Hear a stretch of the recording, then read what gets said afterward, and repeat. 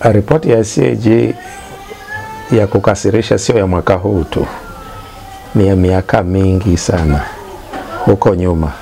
Kwa hiyo kumekuwa na mtiririko wa ripoti za CAG zinazokasirisha, na hakuna ripoti inayoeleweka kwamba tatizo liko kwenye nini. Ila hapo kwenye video clip yangu ya kwanza nilisema mimi ni mtaalamu wa falsafa za haki. Kwa hiyo labda nijibu kwa kusema hivi: ibara ya 9 ya Katiba ya Jamhuri ya Muungano wa Tanzania mwaka 77 inasema nchi hii inafuata siasa za ujamaa na kujitegemea. Ukirudi kwenye utangulizi, ilisema kwa kuwa sisi wa Tanzania tumeamua kujenga taifa la usawa na ujamaa, basi tumeamua kuwa na taifa la namna hiyo. Kwa hiyo tuna taifa la usawa, tuna taifa la ujamaa, tuna taifa la kujitegemea. Katika tafakuri yangu binafsi, kinachofanya ripoti za CAG miaka karibuni iwe ni mbaya kwa mtiririko na hakuna njia inaonekana inaweza kutatua, ni kwa sababu kuna mchanganyiko wa tafakuri juu ya falsafa za maadili, baina ya maadili ya utu na maadili ya kimasoko. Ukionana na kwama kwa sababu nafikiria kuongea Kiswahili, kwa sababu kichwa changu kinafikiria falsafa Kiingereza. Sasa Kiswahili kinasumbua huko ndani kwenye kutafsiri. Yaani falsafa za maadili, moral philosophy, za utu ni tofauti na moral philosophy kwenye marketing. Na serikali ina zote mbili inaendesha, lakini iliyo kubwa katika katiba yetu ni falsafa za utu. Kwa hiyo kwa njia fupi kabisa, kinachofanya ripoti ya CAG iwe mbaya ni kwa kuwa watumishi wa umma hawajui katiba. Watumishi wa umma hawajui katiba, na hata ikija katiba yoyote ile, hakutakuja katiba nzuri kuliko iliyoko sasa hivi. Kwa sababu katiba yoyote ile itakayokuja haitaboresha mtu. Yaani kwa mfano, mimi ni mtu na wewe ni mtu. Mimi sina utu unaozidi utu wako wewe. Kwa hiyo hakuna maneno yatakayofanya wewe uwe mtu zaidi. Yaani hakuna mtu atakayeandika katiba itakafanya wewe mtu kuliko sasa hivi. You are not more than what you are. Yaani hutakuwa zaidi. In fact, kusema ule ukweli, huko tunakoenda watu watakuwa pungufu ya watu. Sasa hivi kwenye hatua ya kukua kwa wanadamu kwa sababu ya falsafa za kimasoko, market values, tunaongea juu ya watu ambao wanakwenda kuwa mashine, nusu mashine, watu ambao watakuwa hawana utu. Na dunia nzima leo imetekwa na mwelekeo wa kitu kinachoitwa artificial intelligence.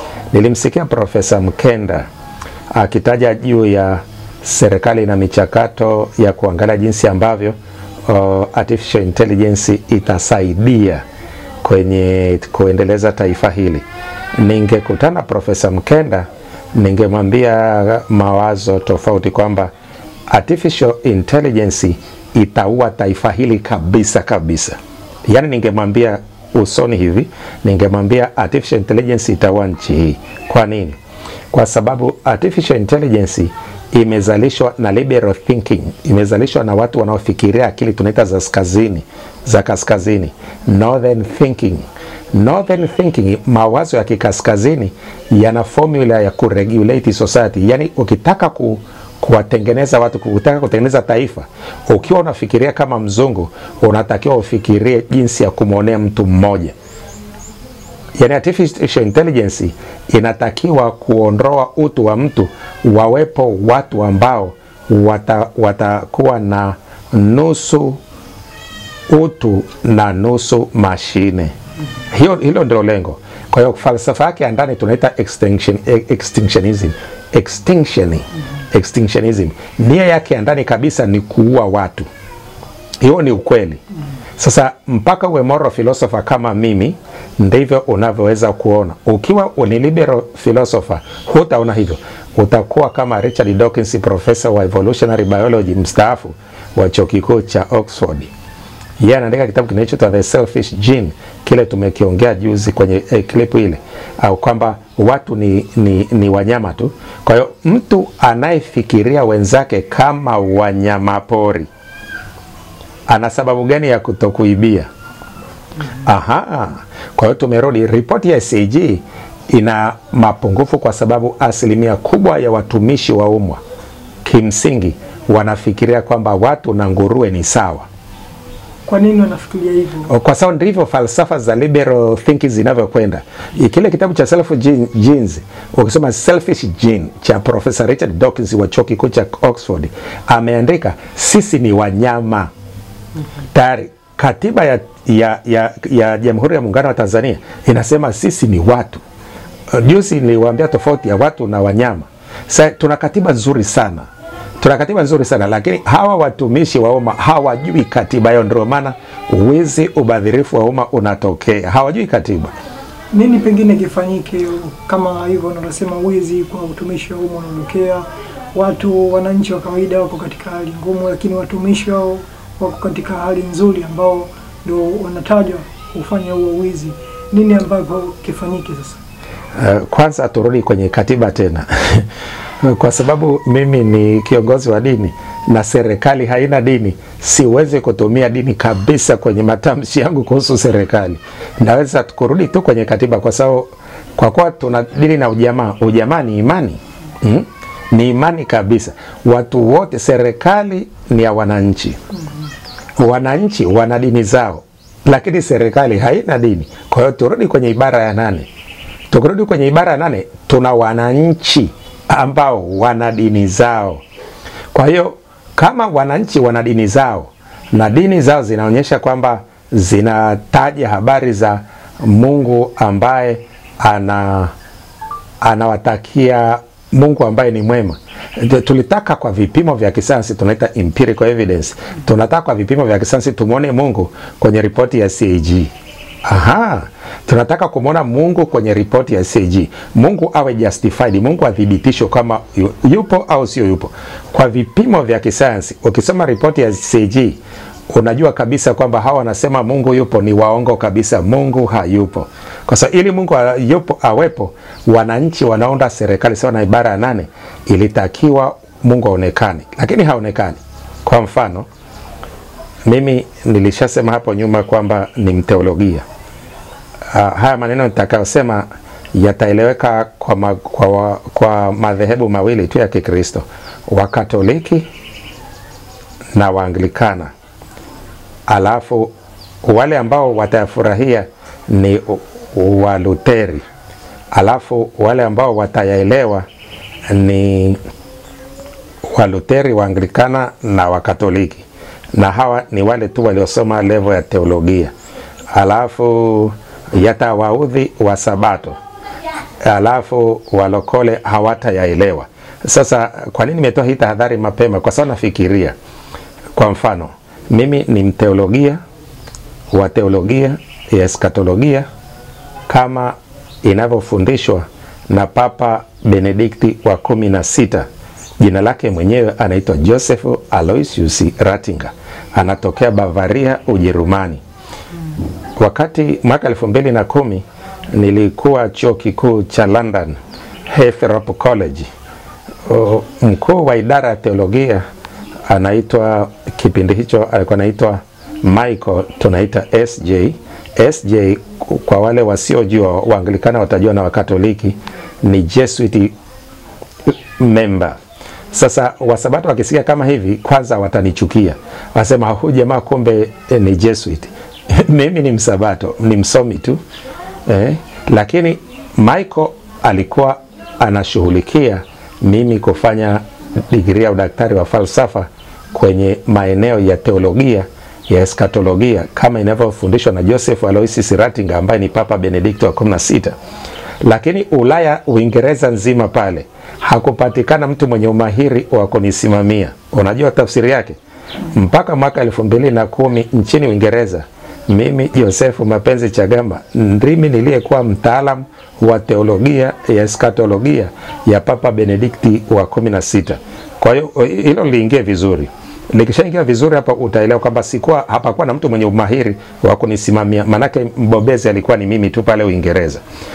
Sasa labda amepatikana mwingine. Kwa hiki nitakachokisema sasa una uhakika kwamba nakisema na kwa umahiri.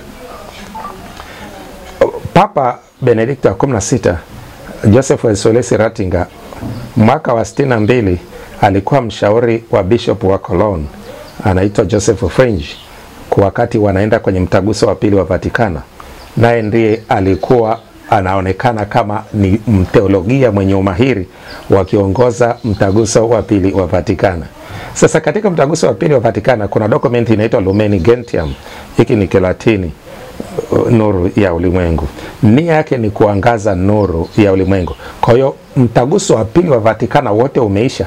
Ukitaka kanisa lisijifungie ndani, litoke nje, lifanye vitu viwili. Lifanye kazi ya kumfanya Yesu aonekane huko nje kwenye kanisa. Kwa sasa na hamu ya kitu kikubwa ambacho sasa ni Ekaristi. Sasa nikishafika kwenye Ekaristi naanza kuangalia kama katika Ekaristi mtu anapokula mkate na kunywa divai katika fumbo la imani amekula kitu halisi, kwa sababu imani ni kitu halisi, ni kikubwa kuliko akili. Faith is superior to intelligence. Kwa sababu Biblia inasema vitu vinavyoonekana viliumbwa kwa vitu visivyoonekana tayari. Kwa hiyo sasa tunahama kutoka kwenye imani inayofaa kupima. Kama wewe ni Mkatoliki bwana Herman, ukienda siku ya misa alafu ukakomunika, unajua kitu ulichofanya? Mungu ameingia kwako, anakaa na wewe. Mungu akikaa na wewe haifai kuambia watu mimi nakaa na Mungu. Hapana, watu wanatakiwa muone Mungu kwako. Sasa nakuuliza, Yesu angekuwa anafanya kazi serikalini, au wewe uliyekomunika ukiingia serikalini, uko kwenye serikali, alafu unajua katiba ibara ya 9 inataja juu ya ujamaa na kujitegemea, alafu unajua kabisa kwamba Mungu anakaa na wewe, manake unakomunika, na kuuliza, unaweza ukaiba? Unaweza ukawa mbadhirifu wa mali ya umma? Kwa hiyo nakuambia takwimu ambazo watu wengi hawazijui. Watu wenye uwezo wa kuleta mabadiliko yote wanatakiwa 3% tu. A revolutionary change can only be held by 3%. Any revolutionary change. Kwa kanisa la Kikatoliki peke yake, kama washiriki wake wangekuwa 3% tu, naomba niseme wanaokula meza ya Bwana, wanaokula Ekaristi, wanaokomunika kwenye Ukristo ni Wakatoliki, Waanglikana, Waluteri na Wasabato. Walokole hawakomuniki, ndio maana nilisema wao hawataelewa. Kwa hiyo ukikomunika manake ni umemhamisha Mungu kutoka kwenye kiti chake cha enzi cha mbinguni, amehamia moyoni kwako kabisa. Hii kiteolojia Kikatoliki tunaita transubstantiation. Yani you come between the substances ambako Mungu anakuwa na wewe kabisa. Sasa tuhame kwenye fumbo la imani, tuligeuze kwa practical, kwa kuwa hii tunaita Eucharistic reign of God. Kwa kuwa Mungu amekuja kukaa kwenye moyo wako na amedhibitika kwamba anakaa na wewe, na kuuliza, unaweza ukanibia mimi? Hawezi kuniibia. Kwa nini? Kwa sababu tunarudi kwenye katiba ya ujamaa na kujitegemea. Ujamaa manake ni inafana kama Wakorintho wa kwanza sura 13, upendo halimtendei jirani neno baya. Yaani wewe uwe Mkristo alafu uwe mwizi, wewe ni muongo. Kwa hiyo shida tulionao kabisa ni kwamba viongozi wa dini hawajaweza kuwa sehemu ya watu wema kwenye jamii. Kama viongozi wa dini wangeweza kuwa watu wema kwenye jamii, na kuhakikishia ripoti ya CAG ingesomeka tofauti. Ingesomeka tofauti. Yaani kwa mfano mimi sijui nikwambieje. Hapa nimekuambia kama mteolojia, lakini nimekuambia kama mtaalamu wa falsafa za haki, na nimekuambia juu kama mtaalamu wa falsafa za serikali, tunaita government theory, jinsi serikali inavyotengenezwa. Ndio maana nimerudi ibara ya 8, nimerudi ibara ya 9. Kwa hiyo hakuna njia mtu anaweza akamwibia, kwa sababu ile ripoti ya CAG ni watu wameibia watoto wao. Yaani ni vunje kutoka kitu kikubwa kwa kitu kidogo. ripoti ya CAG ni watu wamewaibia watoto wao. Yaani kama mimi ningekuwa sehemu ya ubadhirifu kama wale wa TANESCO kwa mfano, ambao kabisa CAG anasoma mbele ya rais, anasema walienda kuverify kama ile kampuni ipo, alafu walipoenda wakarudi kwenye kufanya track kuona kama kampuni ikaonekana kampuni haipo. Kama wale ni kama kwa mfano kati yao kuna Wakristo pale, wanatakiwa wakatubu alafu wajiuzulu. Kama kati yao kuna Wakristo wanatakiwa wajiuzulu. Sasa naongea juu ya Wakristo, sijaongea maneno makubwa kama ya mufti mkuu wa Tanzania. Nilimsikiliza kwenye baraza la Idi lote na speech yake yote nimesikiliza. Nilipenda kabisa jinsi anavyo approach, alitamka maneno ya amani. Akasema amani nyinyi mnaiona hivi hivi tu, siku ikiondoka hapa kuipata itawagharimu. Alisoma Qur'an. Mufti mkuu wa Tanzania. Kwa hiyo ukisikiliza kabisa unaona tuna viongozi wa dini wana nia njema, lakini mbona matendo yale tukiyapima kwenye serikali hayaonekani? Manake ni tuna shida ya walimu wanaoweza kuwafundisha. Na mimi mwalimu niko hapa. Mimi namuomba Mheshimiwa Rais kazi ya kufundisha serikali siasa ya ujamaa na kujitegemea kifalsafa. Akiunda tume ya wataalam, na muomba amwite Profesa Mkenda, amwite na Profesa Kabudi, amwite na Profesa Ibrahim Juma. Kwa nini nachagua hawa watu? Kwa sababu ninajua wana nia njema, lakini wao tu ndio saizi yangu mimi. Tunaweza tukanyukana kule ndani ipasavyo, kwa hatua, step by step. Kwa sababu kitu kinachosumbua tunaita epistemological understanding, yani ule mchakato wa akili inavyofanya kazi. Kwa mfano, watu wengi hawajui akili inavyofanya kazi. Wanaamka tu asubuhi wanadhani kumekucha ni kufungua mlango na kutoka. Hata wafikiri mlango ni kufungua, kitu gani kinaweza kikatokea. Hawafikiri sana. Kwa hiyo serikali ina shida ya watu wenye kufikiria. Hawawezi kuelewa ibara ya 9, na hivyo ubadhirifu unatokea kwa sababu hatuna viongozi wa kufundisha moral philosophy. Wanaoongoza serikali hii asilimia kubwa wana akili za kimasoko, hawana akili za utu ulioko kwenye katiba ya Jamhuri ya Muungano wa Tanzania, na ile katiba iliyotuletea uhuru ya 5 ambayo ndiyo imeandika Chama cha Mapinduzi. Umegusia hapo kama wewe ni kiongozi wa dini, na kanifahamu nini pia umuhimu wa dini katika kuifanya serikali itengemae? Kwanza, serikali haina dini, na serikali isije ikathubutu kusogeza viongozi wa dini karibu kwa nia ya kuleta harufu ya dini. Dini ni kitu kibaya kabisa kwenye serikali, italeta uvunjifu wa amani ambayo mufti anasema lazima ilindwe. Kwa hiyo serikali ikae mbali kabisa kuentertain mawazo ya kidini. Kwa sababu kama mimi ni mteolojia wa Kisabato, na unasikia kabisa ninaongea teolojia ya Kanisa Katoliki, alafu unasikia natoa tahadhari nasema walokole wote hawawezi kuelewa teolojia, kwa sababu huwa wenyewe hawasomi vizuri, hawaendi vyuo vikuu vyenye heshima, kwa hiyo hawajui teolojia. Lakini dini ina alama, viongozi wa dini wanahubiri amani, kwa nini wakae mbali? Kwa sababu vitu wanavyohubiri havifai kupima. Kwa mfano, dini inataka vipimo. Si niko hapa? Kwa mfano nikisema wakisema tu neno amani. Lile amani unajua maana yake. Amani sio kama inavyoelezwa na shirika la Umoja wa Mataifa. Hapana, ile definition ya amani iliyoko kwenye Umoja wa Mataifa ni ya uongo, ni ya kibiashara, ni ya kimasoko, ni ya kiliberali. Amani kabisa ni self sufficiency, ni iko kwenye ibara ya 9. Definition ya amani ni ustahimivu wa kwako mwenyewe. Yani ni wewe kuelewa kwamba una mpaka wako kama mtu. Kwa mfano, wewe umekuja hapa nyumbani kwangu, na hata kwenye kuvaa hii t-shirt umenisaidia kuivuta chini. Manake ninakuamini. Kile kitendo cha kukuamini wewe kinaletea mimi amani. Aha. Kwa imani inaanza na mtu mmoja, anakuwa self sufficient, anajitosheleza mwenyewe.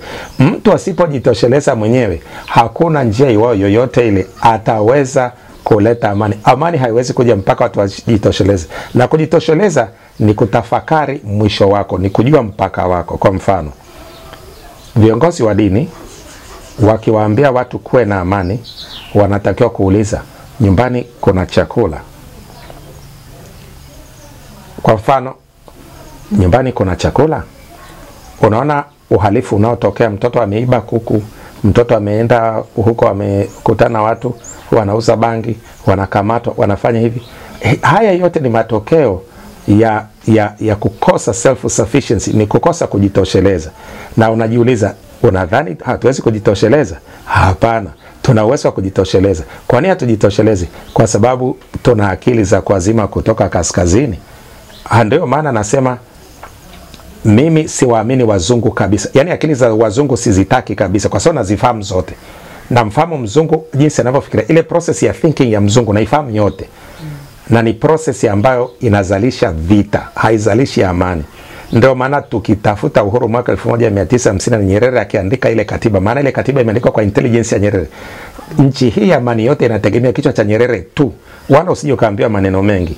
Ile katiba ni personal initiative ya intelligence ya Nyerere. Mwaka 59 akiwa Marekani alikataa kwamba nchi hii kuna mtu mmoja anaweza kuwa wa maana kuliko mtu mwingine. Akasema mzungu nani alimwambiaje aondoke? Mhindi akitaka kubaki ni raia wa Tanzania. Mwarabu akitaka abaki ni raia wa Tanzania. Tanzania ni sisi wote kwa sababu binadamu wote ni sawa. Na hiyo neno kama binadamu wote ni sawa usije ukalichukulia kama sentence. Hapana, hiyo ni vita. Is a warring statement. Ni tamko la kivita. Nyerere aliposema binadamu wote ni sawa, alikuwa anapigana kifalsafa. Alikuwa anasema hakuna mtu mwenye thamani ya utu unaozidi wa mtu mwingine. Yaani hakuna mtu mwenye heshima kuliko mtu mwingine. Hakuna mtu anayetakiwa kushiba wakati kuna mtu mwingine ana njaa. Haiwezekani. Amani haitapatikana. Kwa hiyo hizi tabu unazoziona hao watu wanaogombana huko mtandaoni, wanagombana kabisa, wanaitukana serikali, nafanya nini? Haya ni makosa ya serikali yenyewe ya kutoitii katiba yake yenyewe. Kwa hiyo inavuna ilichopanda. Lakini tuna njia kufanya. Tunarudi kwenye katiba ile. Nasema mimi ile katiba nikipewa kuifundisha nchi hii, naweza kuifundisha kwa mtiririko, kuna kuivunja vipande vidogo vidogo kabisa mpaka ina make sense. Kwa mfano, hujawahi kusikia kwenye bajeti ya serikali tumefunga mahakama za mwanzo zote nchini? Huwezi kusikia sentensi kama hiyo. Kwa nini? Kwa sababu falsafa inayoendesha serikali haitokani na wananchi. Ibara ya 8 katiba inasema serikali ni wananchi. Lakini falsafa inayoendesha serikali haitokani na wananchi. Kwa sababu leo hii ukichukua wananchi waulize, ukiwa na kesi ya mtoto aliyeiba kuku ili akauze, apate chakula, apeleke nyumbani wakale na wadogo zake, akakamatwa na polisi, kwa sheria ya mwenendo wa makosa ya jinai, yule mtoto ni mwizi. Lakini kwenye sociology of crime, kilichomfanya aibe sio mtoto mwizi, sio habitual offender. Yule mtoto amesukumwa na njaa. Kwenye ujamaa hakuna mtu anayetakiwa kuwa na njaa. Hakuna kabisa. Hakuna anayepaswa kuwa mhitaji. Kwenye northern thinking, kwenye akili za kaskazini, mwenye kuku anatakiwa kulipwa. Na yule mtoto anatakiwa kufungwa ili mwenye kuku, ili serikali ipate haki. Lakini serikali katika mchakato huu wa kijinai ni abstract, ni kitu ambacho hakifai kushika. Mwenye kuku amepoteza kuku, wala serikali haitamlipa kuku wake, na mtoto amefungwa. Kwa hiyo tumepata hasara mbili. Tumepata animosity kwa aliyeibiwa kuku, tumepoteza mtoto kwa kumfunga ndani. Tayari ni hasara tupu. Kwa hiyo ni hasara tu. Yaani tukawa na miundo mizuri ya kuangalia mtoto ana njaa. Tunarudi kwenye katiba ibara ya 9. Mtoto mwenye njaa, shida yake kuku hakuibiwa kwa sababu mtoto ni mwizi. Mtoto ameiba kwa sababu anataka kupeleka chakula nyumbani kwao. Kwa hiyo yule aliyeibiwa inabidi arudishiwe kuku wake. Baada ya hapo na yule mtoto na mama yake watafutie njia. Ndio maana kwenye katiba ibara ya 9 inataka kila mtu afanye kazi. Haiseme kila mtu ajiriwe, no. Inasema kila mtu afanye kazi. Lakini kazi watu hawana. Kwa sababu kazi inabidi zimilikiwe na watu wachache. Wakishamiliki watu wachache wasema watu wameajiriwa. Watu wakijiriwa ni uhalifu. Yaani kumwajiri mtu akufanyie kazi ni kinyume cha katiba. Katiba inataka mtu afanye kazi zake mwenyewe. Alafu katika ujamaa ambaye atakosa, naongea falsafa hapa za mtu ambaye nadhani ni mwizi, alimwibia Nyerere falsafa. Kama ni coincidence basi, anaitwa Professor John Rawls wa Kennedy School of Government kule Harvard University. John Rawls ameandika kitabu kinachoitwa The Theory of Justice. Kuna kitu kinachoitwa The Principle of Difference. Nyerere alishaandika zamani miaka 60 na hiki cha kwake ni cha mwaka wa 71. Nyerere aliandika miaka 60 na iko kwenye katiba yetu. Mtu anatakiwa afanye kazi, lakini mtu ambaye hakufanya kazi anatakiwa hudumiwe na ndugu zake. Ndio siasa ya ujamaa inavyotaka, ahudumiwe na ndugu zake. Sasa ukishasema mtu huyo ahudumiwe na ndugu zake kwa sababu hana uwezo wa kufanya kazi, hakuna mfumo kama huo unaofanya kazi serikalini leo. Kwa hiyo lazima uwezi utoke na viongozi wa dini wawe hawana cha kufanya. Kwa hapa kinachotakiwa ni kwanza kuwafundisha viongozi wa dini katiba. Tumalize na hili, mustakabali wako katika siasa kwa sasa ni upi? Ukizingatia hivi karibuni au miaka michache iliyopita pia ulionyesha nia ya kuchukua fomu na kugombea nafasi ya urais. Mustakabali wako katika siasa kwa sasa ni upi? Mimi nakipenda Chama changu cha Mapinduzi, na kipenda kabisa kutokana na falsafa zilizozalisha nchi hii, na sijawahi kuwa mwanachama wa chama kingine cha siasa na sita kubwa, kwa sababu siasa mimi nafahamu falsafa yake, nafahamu jinsi ambavyo sheria zinatengenezwa kwenye level tunaita normativism, nafahamu michakato ya jinsi serikali inavyoundwa kuanzia kwa mchakato kadogo sana, yani kuanzia watu wawili mpaka watatu, jinsi wanavyoweza kuunda serikali nafahamu. Kwa hiyo kitu ninachoweza kukuashia ni kwamba sina mpango wa kuhama Chama cha Mapinduzi, wala sina mpango wa kwenda kinyume na falsafa zilizoanzisha nchi ambazo zimeshikiliwa na Chama cha Mapinduzi. Ninaweza kukuambia kwamba Chama cha Mapinduzi kinajitosheleza kwa kufahamu mahali nchi inapotakiwa kwenda. Kinafahamu kabisa mahali nchi inapotakiwa kwenda. Na sipangi kugombea nafasi yoyote kwenye chama. Sipangi kabisa. Hata sitamani, hata kidogo. Kitu ninachoweza kuomba ni kumuomba tu rais kama akipenda. Maana mbali na kwamba ni rais wa nchi hii, bado ni mwenyekiti wa Chama cha Mapinduzi ambako mimi ni mwanachama. Chama cha Mapinduzi ambacho mimi ni mwanachama. Nasema hivi, kama akipenda anaweza akaniomba ushauri wangu wa kitaalamu nikawekeza kwenye kujenga nchi yangu. Kwa sababu kwa mfano hapa tunapoongea, watu wangapi watasikiliza video hii? Unaweza kukuta watu 1000 tu. Nchi na watu milioni 60 na kitu. Lakini statement kama hii niliyotoa ni statement inayotakiwa isikike duniani kote. Ilifaa hata uweke translation, tafsiriwe kila mahali duniani. Kwa sababu nikishafika Harvard University na kumchomoa Professor John Rawls na kumwambia hicho ulichoandika kwenye A Theory of Justice, Nyerere alishakiandika na kipo kwenye katiba yetu. Manake sisi tuko mbele sana kama serikali. Yaani nchi hiko mbele sana kiakili. Sisi ndo ngoja nikwambie kitu. Umewahi kusikia kitu kinachoitwa BRICS?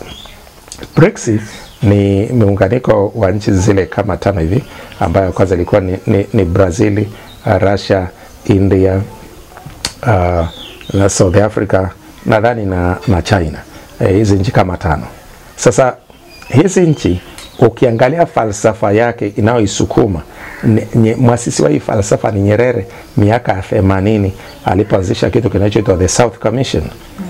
South Commission manake ni tuongee na watu wa kaskazini, yani tuongee kifalsafa, sio kuongea tu, tuongee na kwa akili kifalsafa. Siku hizi watu wanaongea kifalsafa, simsikii mtu yoyote.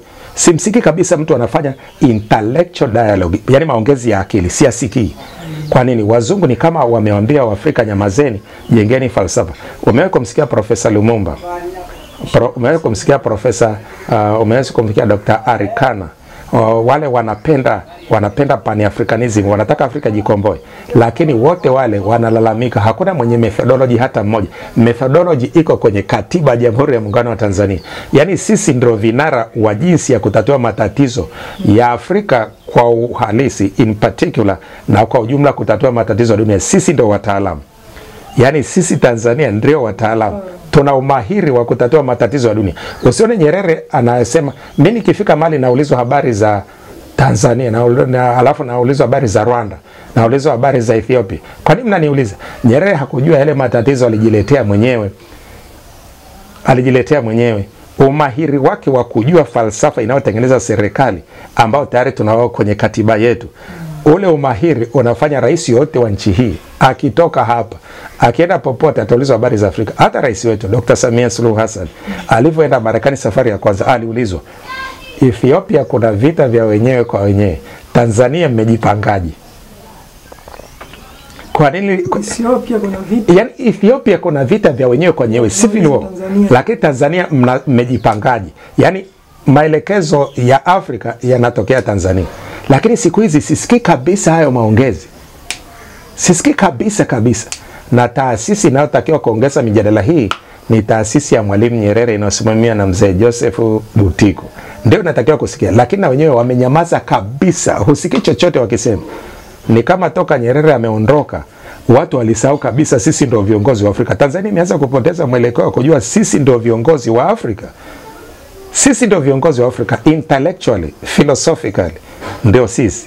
Kwa hiyo sasa mimi niko tayari.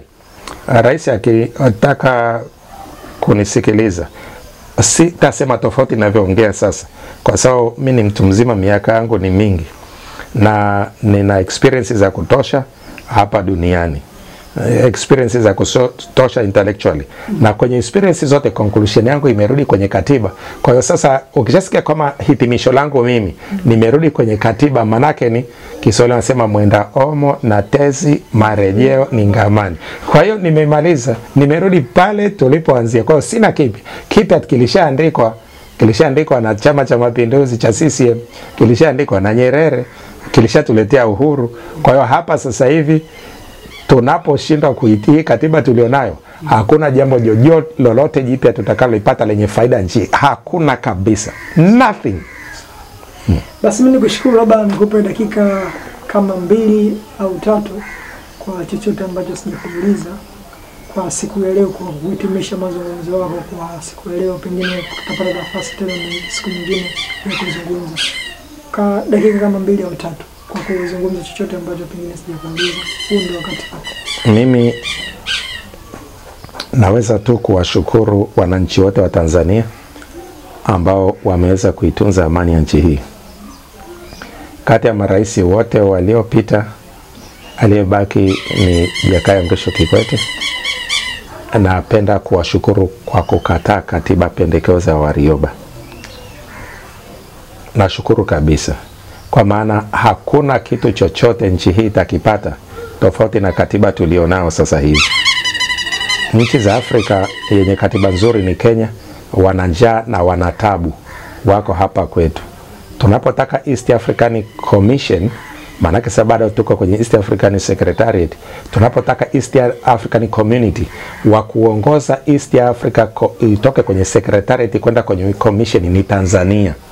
Tunapotaka kwenda kwenye African Union Commission, anayetakiwa kuongoza ule mchakato ni Tanzania. Sasa hivyo vitu kwa nini hatuoni vinatokea? Kwa sababu wazungu wamekuja hapa, wako hapa Tanzania, wako Kenya, wako kila mahali, wana lobby. Na wanao lobby ni wazungu wajinga kabisa. Wazungu wajinga kabisa wana lobby na watu wanasikiliza. Mimi najiuliza, mtu mjinga anapataje hadhi ya kusikilizwa? Na tuko hapa watu ambao tuna akili zetu zinatosha kabisa. Tunaita wazungu wajinga wana lobby kwenye nchi ya watu wenye akili. Manake wale watu ambao wamekuwa wajinga ni sisi. Tunatoa nafasi ya wazungu watuendeshe. Mimi sikubali. Naiombea Tanzania yetu iendelee, na muombea mkuu wa majeshi ashikilie vizuri nchi hii kwa kwenye kichwa chake, na wanajeshi wote wa nchi waishikilie vizuri. Kwa sababu kama kuna watu nawaamini kwenye nidhamu ni wanajeshi. Mimi na force namba ya kijeshi kwa sababu mimi pia nimeenda JKT. Mimi ni AC 4516 serviceman Joseph Mapenzi Chagama, kikosi cha jeshi namba 832, na nikiwa pale nilipewa nafasi ya kwenda cadet course officers mess. Kwa sababu alijua kabisa ninayo nidhamu, ripoti zangu zipo pale. Nidhamu kabisa. Hata na sifa nyingine, kwenye kwata nilivunja bunduki kwenye small but kwa sababu na nguvu kidogo. Kuacha udhaifu niliopata mbake Mungu atanirudisha. Nilikuwa na nguvu, nilivunja bunduki. SCR nilivunja kwenye gwaridi. Hata combat nilichana kwa kunyanyua mguu, na mimi na futi 6 na inchi 3. Kwa hiyo unaweza ukaona kabisa naipenda nchi yangu. Naomba wanajeshi washikilie kabisa nchi. Wakiona kuna mtu hajakaa kwenye siasa ujamaa na kujitegemea, wasichelewe kumnyoshea maelekezo ya nchi hii. Kwa nini? Kama Mufti Mkuu wa Tanzania alivyosema kwenye baraza la Idi, amani tukiichezea hakuna njia nyingine tutaipata, na waomba wanajeshi waitunze amani ya nchi hii kwa faida yetu sisi na kwa faida ya jirani wanaotuzunguka, maana wakikwama, Mufti mwenyewe alisema watakimbilia kwetu. Sasa sisi tukiharibu amani tutaenda wapi? Mungu ibariki Tanzania, Mungu ibariki Afrika.